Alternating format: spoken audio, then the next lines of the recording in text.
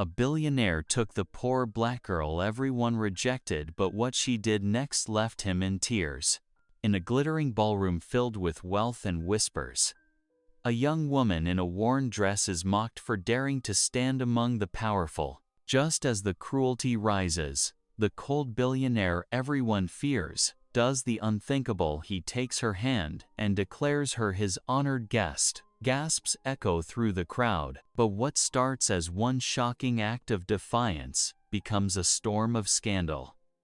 The world calls her a gold digger. The elite want her gone, and even her own pride threatens to tear them apart. He has money, power, and influence, but none of it can shield her from rejection. And yet, she refuses to bow. She fights for dignity, for faith, and for love on her own terms. Will his tears of regret and redemption be enough to win her back? Or will society's cruelty destroy the one chance they have to change each other's lives forever? Tell me in the comments where you're watching from right now, and if this story speaks to you. Make sure you hit subscribe so you don't miss the next one. The grand ballroom of the Plaza Hotel sparkled with crystal chandeliers and the shimmer of designer gowns. Lorenzo Hawthorne adjusted his perfectly tailored tuxedo as he entered, his face a practiced mask of polite indifference.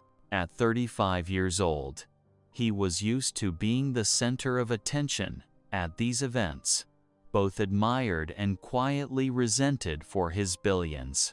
"Lorenzo, darling," a society matron waved her champagne glass. "You simply must meet the new head of the symphony board." He nodded courteously, but kept walking. These charity galas had become an endless parade of fake smiles and calculated networking. The wealthy elite circled him like sharks, each hoping to secure his attention or his money. Across the vast room, Amara Johnson stood alone near a towering flower arrangement, trying to make herself invisible. Her simple black dress, purchased from a thrift store and carefully altered, felt painfully inadequate among the sea of couture gowns. At 28, she had earned her invitation through a small scholarship foundation that helped underprivileged women, but she felt the weight of not belonging with every breath. "Can you believe they're letting just anyone in now?" a woman in red silk stage whispered to her companion. "Standards really have slipped." Amara's cheeks burned, but she held her head high. She had earned her place here, even if others couldn't see it. Making her way to the buffet table, she hoped to find a quiet moment to gather her thoughts. The plush carpet caught the heel of her worn shoes. Amara stumbled slightly, catching herself on the edge of the table. A ripple of cruel laughter echoed from a nearby group. "Oh dear," one woman smirked. "Perhaps she's had too much of the free champagne."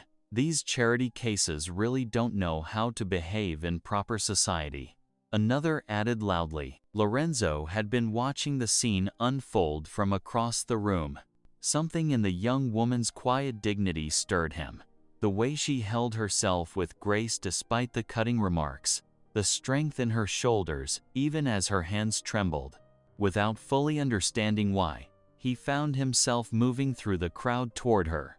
The sea of socialites parted before him, conversations falling silent as people noticed his purposeful stride. Amara was trying to steady her shaking hands when she felt someone approach. Looking up, her breath caught as she recognized Lorenzo Hawthorne, the billionaire whose photo was splashed across business magazines and society pages. He extended his hand to her, his expression gentler than she expected. "I believe you must be my honored guest for the evening.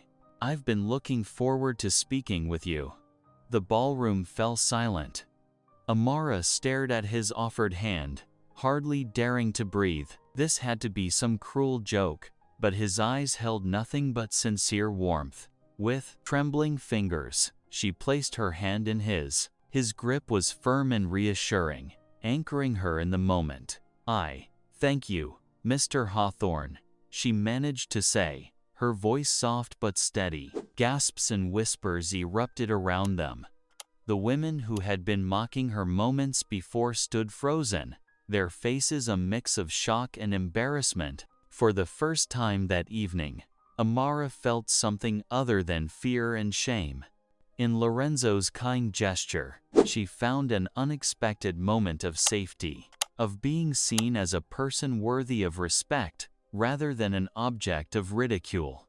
Lorenzo's quiet attention carried its own kind of power, silencing the cruel whispers more effectively than any angry words could have. In that moment, something shifted between them, a recognition of shared humanity that transcended their vastly different circumstances. With Amara's hand resting lightly in his, Lorenzo guided her through the crowd toward a table where several influential figures sat: CEOs, philanthropists, and old money families who practically owned half of Manhattan. Their eyes narrowed as Lorenzo approached with Amara, but he seemed unfazed by their barely concealed disdain. "Everyone, I'd like you to meet my guest for the evening," Lorenzo announced, his voice carrying the kind of authority that demanded attention. He pulled out a chair for Amara, who hesitated for a moment before sitting down. The simple courtesy felt foreign to her. She couldn't remember the last time someone had shown her such basic respect. "Margaret, I believe your foundation does remarkable work with inner-city education," Lorenzo said to a silver-haired woman who was studying Amara like she was examining a bug under glass. "Amara here has some fascinating insights about community outreach." Amara's throat felt dry, but before she could speak, Lorenzo signaled a waiter. "Water, please," he said quietly, noticing her discomfort. The crystal glass arrived moments later, giving her hands something to hold on to. "Oh, and what exactly is your background in community work?" Margaret's tone dripped with condescension. Before Amara could feel the full sting of the woman's tone, Lorenzo smoothly intercepted. "Amara's hands-on experience is exactly what many of our theoretical approaches have been missing. Wouldn't you agree, Charles?" He turned to the man on his left, effectively steering the conversation toward safer waters. Throughout the next hour, Lorenzo continued to run interference, deflecting snide comments and redirecting attention whenever the spotlight became too harsh. When whispers started at a nearby table, he would shift his chair slightly, creating a barrier between Amara and their cutting remarks. Victoria Ashworth, notorious for her sharp tongue and sharper social climbing, sashayed over to their table, her voice carried deliberately as she leaned down toward Lorenzo. "Why her?" she asked, her red lips curved in a cruel smile. "Surely there are more suitable companions for someone of your standing." The table fell silent. Amara felt her chest tighten, the familiar weight of shame and anger pressing down on her. But before she could excuse herself, Lorenzo's voice cut through the tension like a knife. "I choose my companions based on character, Victoria, not pedigree," he said coolly. "Though I suppose that concept might be difficult for some to grasp." His words were polite, but the steel beneath them was unmistakable. Victoria's face flushed an ugly red as she retreated, while Amara sat perfectly still, her emotions warring between mortification and gratitude. She couldn't understand why this powerful man was defending her. What could he possibly want in return? As the evening drew to a close, Lorenzo walked with her to the entrance. "My driver can take you home," he offered, gesturing to a sleek black car waiting at the curb. Amara stood in the doorway, conflicted. Her pride urged her to decline. She had managed on her own for years, after all, but the thought of waiting for the subway in her party dress at this hour made her hesitate. "I don't need charity," she said softly, though without heat. "It's not charity," Lorenzo replied. "It's courtesy. There's a difference." She looked at him for a long moment. trying to read his expression in the dim light. Finally, she nodded. "Thank you," she said quietly, accepting his offer with as much dignity as she could muster. The driver held the door open for her, and as she slid into the leather seat, she caught a final glimpse of Lorenzo standing on the steps of the plaza, his expression unreadable in the gathering darkness. Sunlight filtered through the thin curtains of Amara's studio apartment, casting a pale glow over her worn furniture. She blinked awake, her hand automatically reaching to touch the dress she'd carefully hung on her closet door the night before, tangible proof that the surreal evening hadn't been just a dream. The small space felt even more cramped this morning. Her twin bed nearly touched the kitchenette counter, and the second-hand table that served as both dining spot and desk took up most of the remaining floor space. But today, these familiar surroundings felt different somehow, as if the glittering world she'd glimpsed last night had changed her perspective. Amara made her way to the tiny bathroom, catching her reflection in the cracked mirror. It really happened, she whispered to herself, remembering how Lorenzo Hawthorne had stood up for her, had treated her like she mattered. The memory of his kindness felt both wonderful and uncomfortable, like a shoe that didn't quite fit. Across town, in his luxurious penthouse overlooking Central Park, Lorenzo stood at his floor-to-ceiling windows, absently swirling his morning coffee. He couldn't shake the image of Amara's face from his mind, the quiet dignity she'd shown in the face of such blatant cruelty. He'd seen countless people navigate the brutal social waters of new cruelty, York's elite, but something about her composure was different. It wasn't practiced or artificial. It came from somewhere deeper. "Sarah," he called to his assistant, who appeared instantly in his office doorway, tablet in hand. "I need you to find out more about Amara Johnson. The Scholarship Foundation should have her information." Seeing Sarah's raised eyebrow, he quickly added, "Nothing invasive. I just want to understand her background, her work. There's something about her resilience that's remarkable." Sarah nodded, her fingers already flying across her tablet. "Of course, Mr. Hawthorne, I'll be discreet." Back in her apartment, Amara was preparing for another day of job hunting when her phone rang. The number of the Scholarship Foundation flashed on her screen, making her heart skip. Had something been wrong with her attendance at the gala? "Miss Johnson," the foundation's director began warmly, "an incredible opportunity has just come up. We have a position available coordinating our community outreach programs.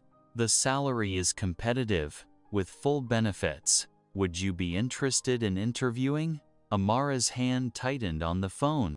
The position sounded perfect, exactly what she'd been hoping for.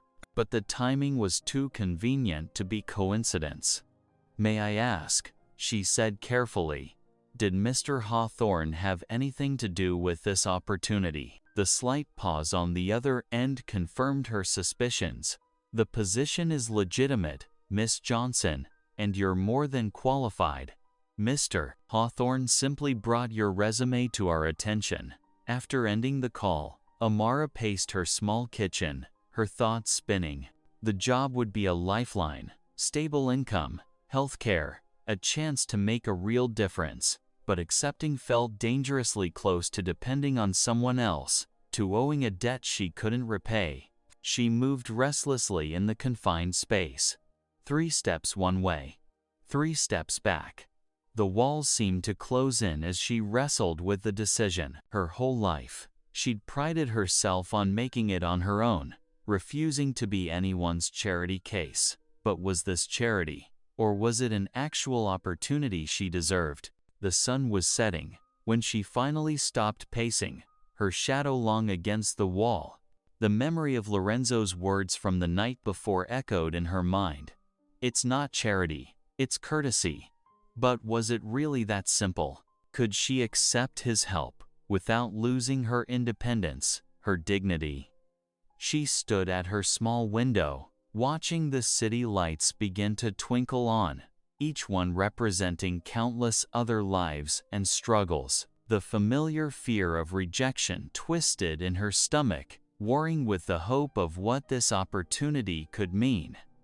Amara's heels clicked against the polished marble floor of the Hawthorne Industries building lobby. The soaring glass walls and sleek modern design made her feel small, like a pebble in a palace of diamonds. Security guards nodded respectfully as she presented her visitor's pass, but their eyes lingered a moment too long, making her wonder what they were thinking. The elevator whispered up to the 88th floor, her stomach dropping not from the height, but from the weight of her decision to come. When the doors opened, a pristine reception area waited, all chrome and white surfaces that gleamed under soft lighting.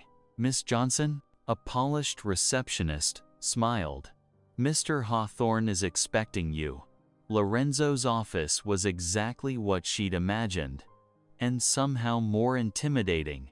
Floor-to-ceiling windows offered a breathtaking view of Manhattan, making the city look like a glittering toy far below. He rose from behind his massive desk, his smile genuine but guarded. "Amara, thank you for coming." He gestured to a leather chair. "Would you like coffee? Water?" "No, thank you."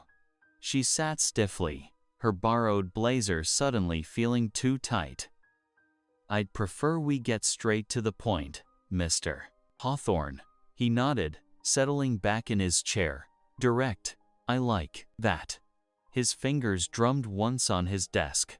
"I want to offer you a position in my philanthropic division. We need someone who understands real struggle, not just theoretical poverty discussed over champagne lunches." Amara's spine stiffened. "And I fit that bill perfectly, don't I? The poor black woman who can be your poster child for diversity?" Lorenzo's eyes narrowed slightly.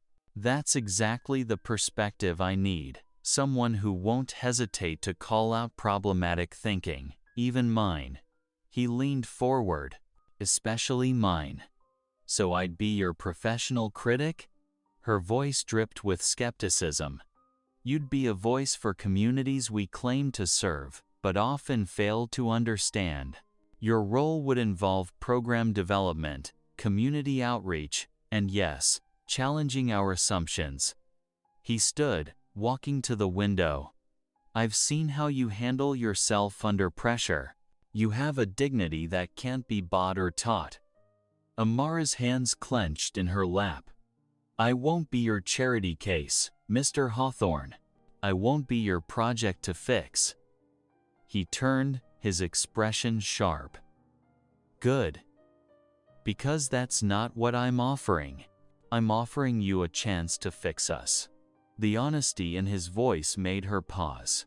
She studied him, his expensive suit, his confident stance, the way he commanded the space around him. But there was something else there too, something almost vulnerable in the way he waited for her response.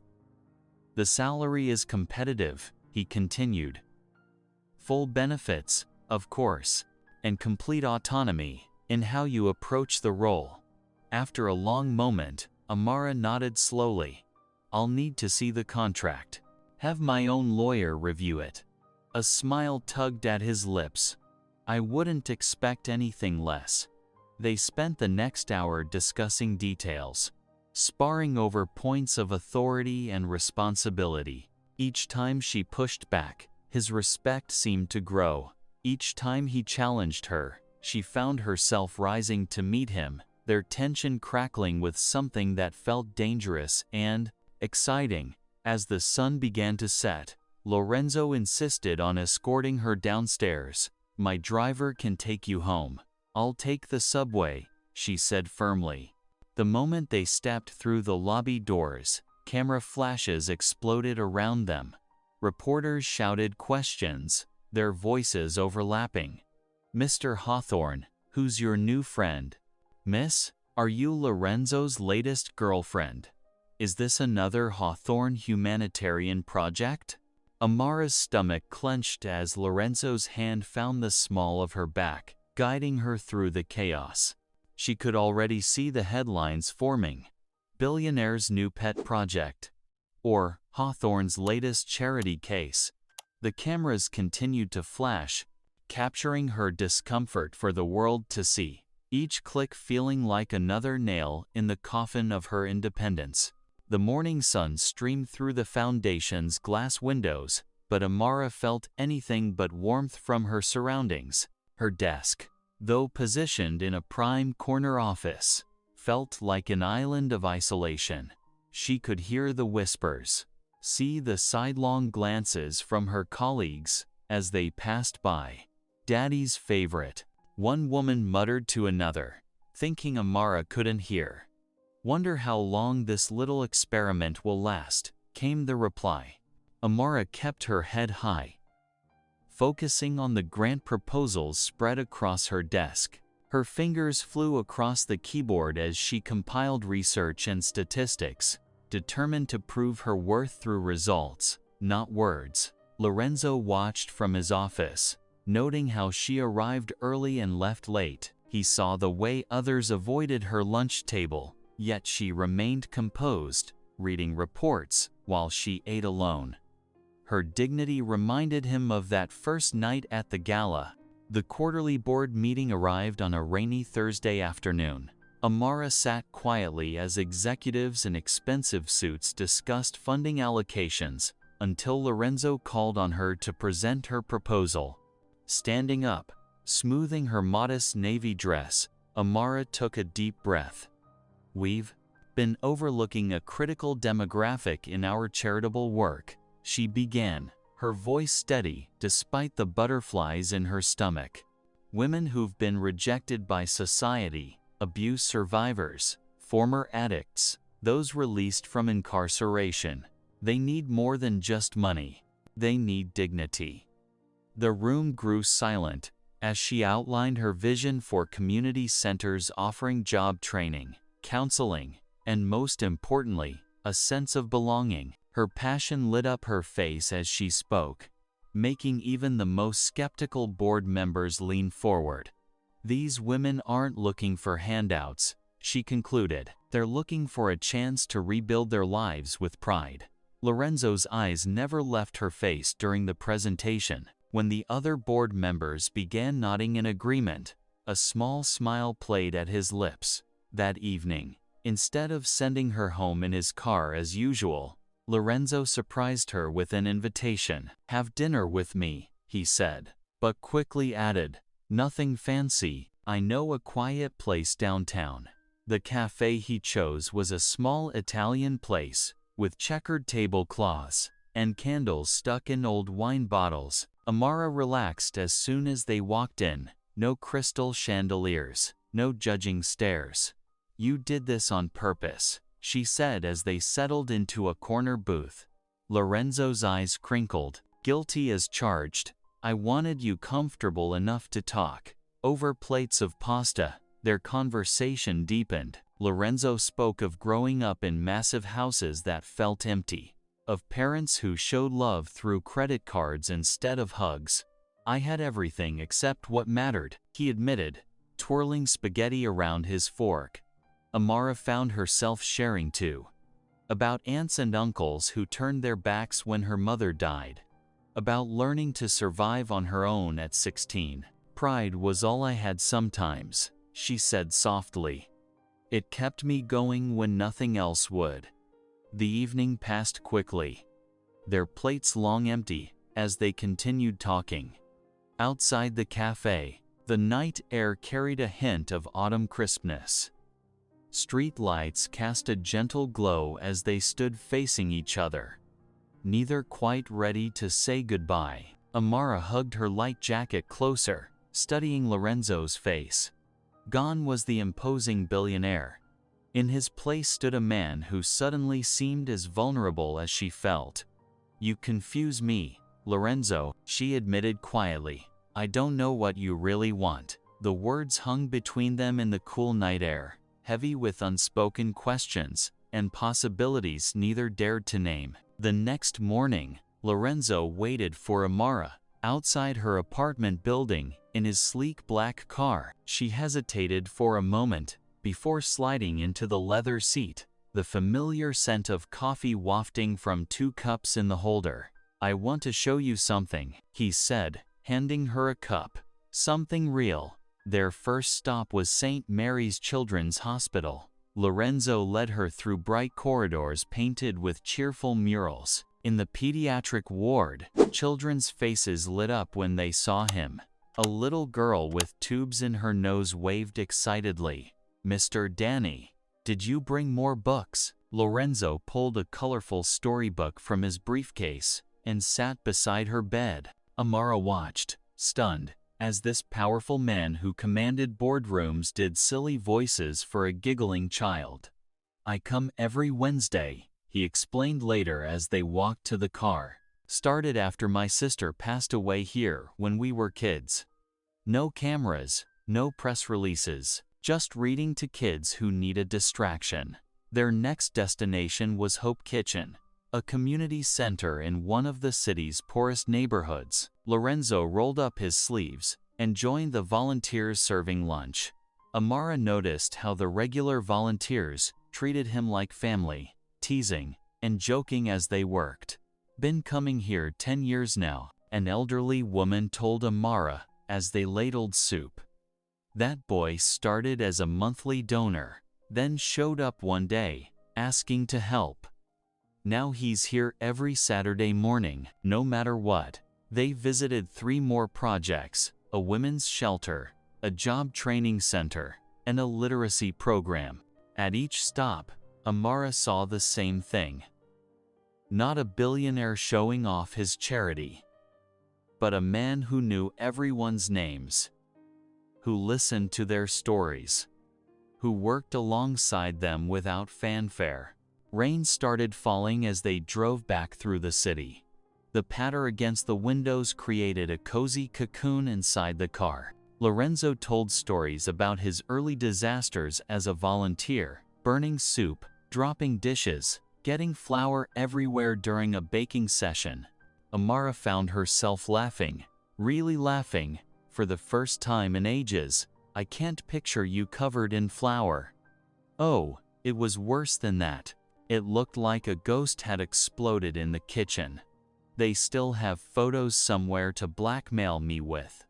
Their laughter mingled with the sound of rain, creating an unexpectedly intimate moment. Amara felt her guard slipping, drawn in by this version of Lorenzo. Warm, funny, self-deprecating, real, but reality crashed back hard when she got home. Opening her laptop to check work emails, she found her social media flooded with hateful messages.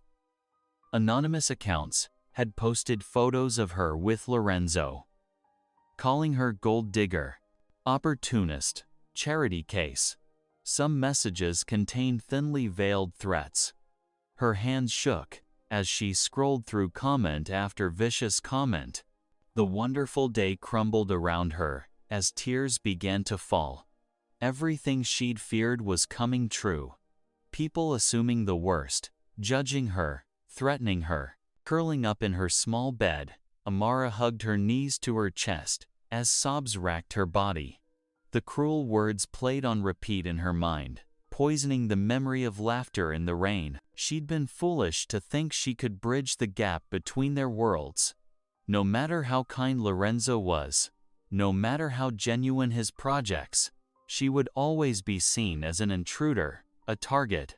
Sleep finally came as tears dried on her cheeks. But her dreams were haunted by faceless figures, pointing and whispering, while she ran through endless dark corridors, searching for a place where she belonged. The morning sun cast long shadows across Lorenzo's office as Amara stood before his desk, her shoulders tense. She'd barely slept, dark circles beneath her eyes betraying her exhaustion. The hateful messages from the night before had burned themselves into her memory.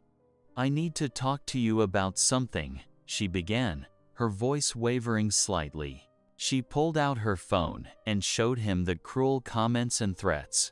"This is what happens when I'm seen with you. People assume the worst. Lorenzo's face darkened as he scrolled through the messages. Amara waited for him to brush it off, to tell her she was being too sensitive. Instead, he set the phone down carefully and met her eyes with genuine remorse. "I'm so sorry, Amara. I should have anticipated this and protected you better." He ran a hand through his hair, frustration evident in his gesture. "I've been selfish, wanting to show you my world without considering how others might react." His sincere apology caught her off guard. I don't know if I can handle being in the spotlight like this. Let me help make it right," Lorenzo said, leaning forward. "I'm heading to visit the Rainbow Youth Center this weekend. It's a place I fund in the countryside, away from all this city drama. Would you consider coming with me? The children there could really benefit from meeting someone like you." Amara hesitated, but something in his earnest expression made her nod. "Okay, but no photographers, no social media. Just us and the kids," he promised. The youth center sat on 20 acres of rolling hills, a converted farmhouse painted in cheerful colors. As soon as they arrived, children swarmed around them, their excited chatter filling the air. A little girl with braids tugged at Amara's sleeve. "Will you play with us?" she asked hopefully. Soon Amara found herself in the center's playground, teaching the children clapping games she'd learned in her own childhood. Their laughter echoed across the yard as they formed circles, singing and dancing. She taught them Down Down Baby and Miss Mary Mac, games that had once given her joy during difficult times. Lorenzo watched from the porch, something warm spreading through his chest. Amara's face glowed with happiness as she knelt to help a small boy master a complicated clapping pattern. She moved among the children with natural grace, offering encouragement and gentle corrections. As evening approached, the staff built a campfire. The children roasted marshmallows before heading inside, leaving Lorenzo and Amara alone by the crackling flames. Stars emerged in the darkening sky, far brighter here than in the city. "You're amazing with kids," Lorenzo said softly. "They absolutely adored you." Amara poked at the fire with a stick, watching sparks rise into the night air. "I wanted to be a teacher, you know, had the grades for it in high school. Even got accepted to the education program at state." "What happened?" She gave a bitter laugh. "My aunt, the one who raised me after my parents died," she said. "People like me don't belong in classrooms, said I should stick to practical jobs, not dream above my station." The firelight flickered across her face as she added quietly, "Sometimes I still hear her voice in my head, telling me where I don't belong." Lorenzo shifted closer, his voice fierce with conviction. "Your aunt was wrong. You belong anywhere you choose to be, Amara. I saw you today. Those children didn't care about your background or your bank account. They saw your heart, your gift for teaching." He touched her hand gently. "Don't let anyone tell you where you belong. That's your choice to make." Amara stared into the flames, letting his words sink in. For the first time in years, she allowed herself to imagine a different future, one where she could follow her dreams without shame or fear. The invitation sat on Amara's small kitchen table, its gold lettering catching the morning light. Lorenzo's annual board gala was one of the most prestigious events in the city's social calendar, and he wanted her there, not as a guest this time, but as someone special in his life. Her fingers traced the embossed letters as she remembered the cruel whispers from the first gala where they'd met. Her phone buzzed with Lorenzo's message. "Please say yes. I want to show everyone who you really are."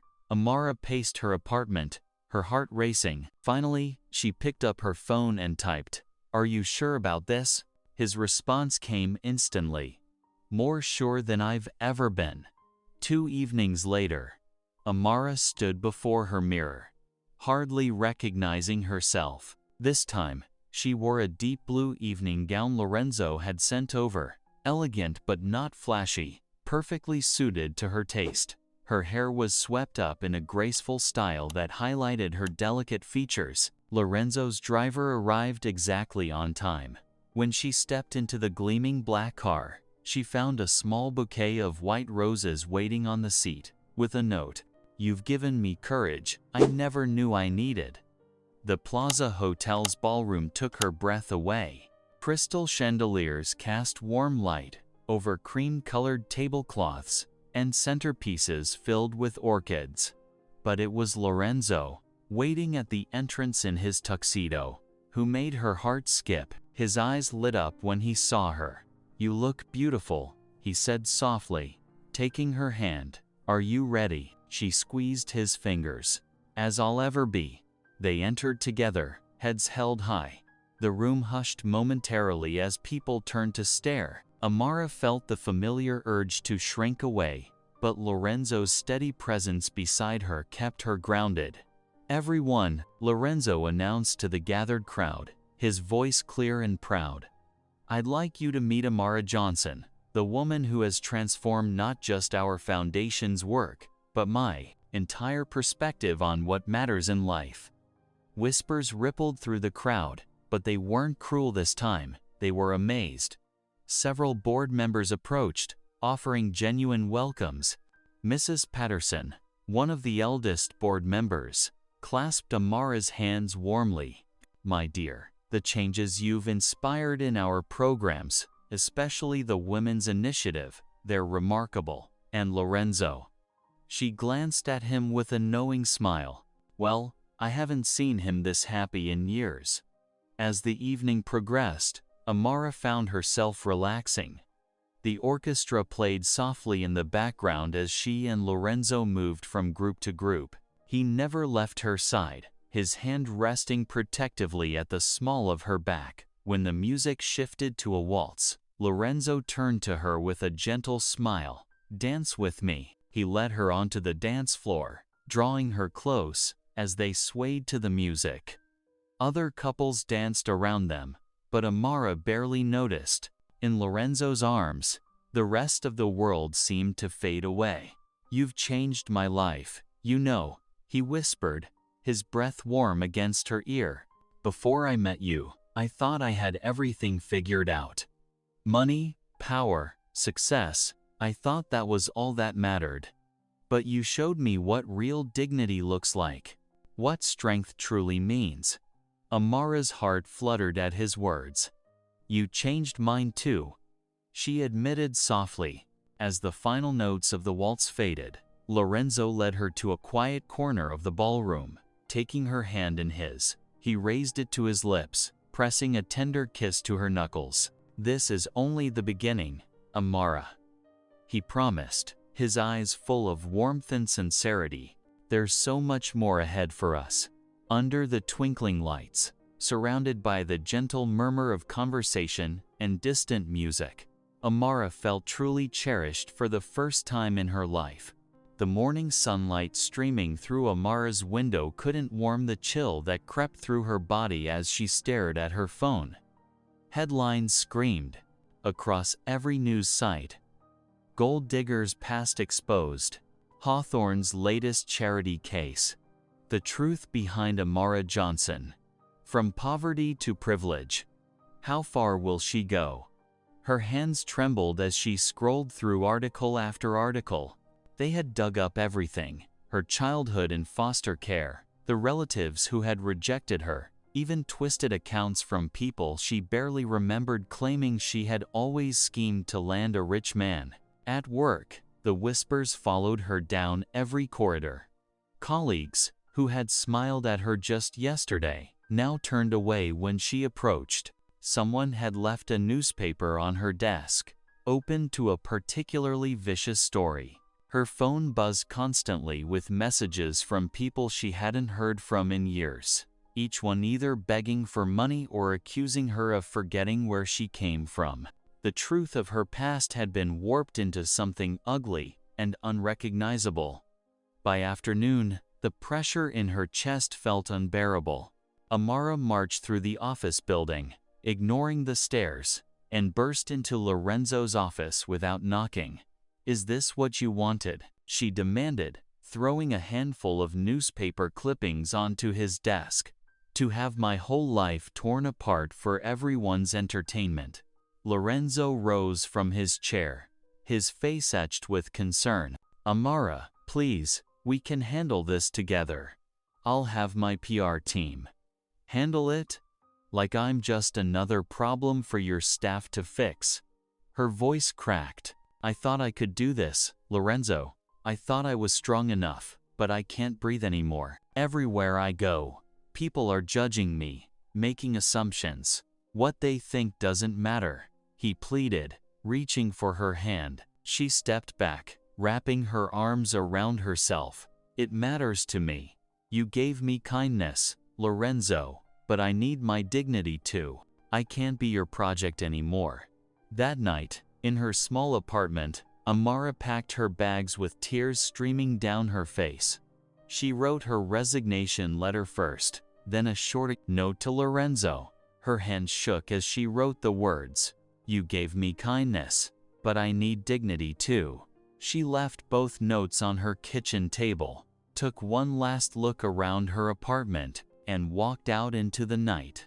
Lorenzo woke to gray morning light filtering through his penthouse windows. His first instinct was to check his phone for messages from Amara, but there were none. The silence felt heavy, pressing in on him from all sides of his spacious home that suddenly seemed too big, too empty. Hours stretched into days. He drifted through his apartment like a ghost, leaving urgent calls unanswered and meetings unattended. His assistant's worried voice filled his voicemail. "Mr. Hawthorne, the board is asking questions. The London deal needs your attention." But none of it mattered. In his mind, he kept replaying every moment with Amara, seeing now how his attempts to protect her had only reinforced her feelings of powerlessness. He'd tried to build walls around her, instead of giving her the tools to stand strong on her own. Meanwhile, across the city, Amara found purpose in an unexpected place. The community center was small and worn, but filled with women's voices and children's laughter. She taught basic computer skills to mothers returning to work, helped with resumes, and shared the professional knowledge she'd gained at Lorenzo's foundation. One evening, after the last workshop participant had left, Amara stood alone in the center's modest kitchen. The setting sun cast long shadows through the windows as she turned the key in the lock. Her whispered prayer filled the quiet space. "Lord, I need your guidance. Did I run away from something beautiful, or am I exactly where you meant me to be? Please show me the way." Lorenzo's sleek black car looked out of place in the community center's modest parking lot. He sat behind the wheel, watching women file in through the front doors, their children in tow. After gathering his courage, he followed them inside. Through the doorway of a small classroom, he saw her. Amara stood at a whiteboard, teaching a group of women about building their own businesses. Her eyes sparkled with passion as she shared knowledge about permits and licenses, things she'd learned during her time at his foundation. "Remember, ladies, you have value. Your dreams matter," she said, her voice steady and sure. Lorenzo's heart clenched. This was Amara in her element, not playing a part in his world, but creating her own. Instead of making his presence known, he slipped into the kitchen where volunteers prepared lunch for the children's program. "Need help?" he asked quietly, rolling up his expensive sleeves. For the next 3 days, he showed up without fail. He stacked metal chairs, mopped floors, and served soup alongside other volunteers. No one recognized him in his plain clothes. He was just another pair of helping hands. Amara noticed him on the second day. She watched from corners and doorways as the billionaire, who once commanded boardrooms, now wiped tables and tied children's shoelaces. Their eyes met occasionally across the room, but she kept her distance, waiting to see if this humility was real or just another grand gesture. The sky darkened early that afternoon as rain clouds gathered overhead. Lorenzo was helping load donated clothes into the center's storage room when the first drops fell. Through the window, he saw Amara walking toward her car, shoulders tight with tension. Before she could reach her vehicle, he hurried outside. The rain quickly soaked through his cotton shirt, but he barely noticed. "Amara, please," he called out softly. She turned, her eyes meeting his in the gray light. For a moment, neither spoke as rain pattered around them. "Why are you here, Lorenzo?" Her voice was tired but firm. His composure cracked. Tears mixed with raindrops on his face as he confessed. "I was wrong. So wrong. I thought I could sweep in and fix everything. But that's not what you needed. You're the strongest person I've ever known, Amara. These past days without you." His voice broke. "I can't imagine my life without you in it." Amara stood perfectly still, her expression softening slightly at his raw honesty. After a long moment, she whispered, "Actions will speak louder than words, Lorenzo." She turned and walked away, leaving him standing alone in the downpour, his clothes completely drenched. But in his heart, determination blazed. He would prove himself worthy of her trust, no matter how long it took. A week after their rainy encounter, mysterious donations began flowing into the center's account. First came new computers, then supplies for the women's job training program, and finally funding for 3 new staff positions. Amara's eyes narrowed as she reviewed the paperwork. The timing was suspicious, but the donor remained stubbornly anonymous. "It has to be him," she muttered, searching through the documentation for any trace of Lorenzo's involvement. But whoever handled the arrangements had been careful to leave no trail. On a busy Thursday evening, the center hummed with activity. Women gathered for a support group, while their children played in the newly furnished daycare area. Amara moved between rooms, checking on everyone. When she stopped short, there was Lorenzo, wearing faded jeans and a simple gray t-shirt, kneeling beside a sobbing little girl. "It's okay to be sad," he said softly, offering her a tissue. The child hiccuped and nodded, clutching a worn teddy bear. Later, she watched him join the cleanup crew without hesitation, mopping floors and stacking chairs. When the evening prayer circle formed, Lorenzo didn't stand apart as she expected.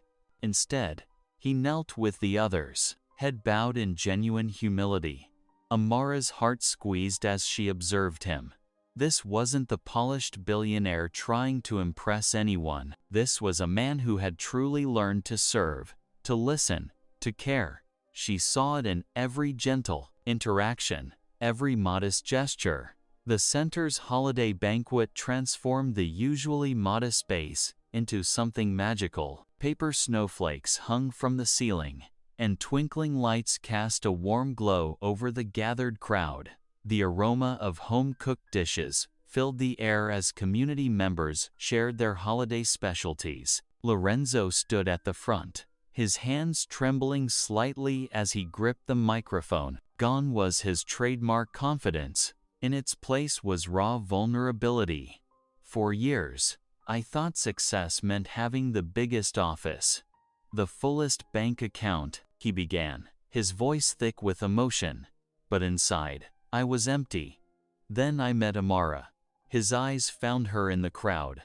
"She showed me what real dignity looks like, what faith looks like, what love truly means." Tears began rolling down his cheeks as he walked toward her. The room grew still, breaths held, as Lorenzo lowered himself to one knee before her. "Amara," he said, his voice cracking, "I don't want to stand above you. I want to stand with you." His tears fell freely now.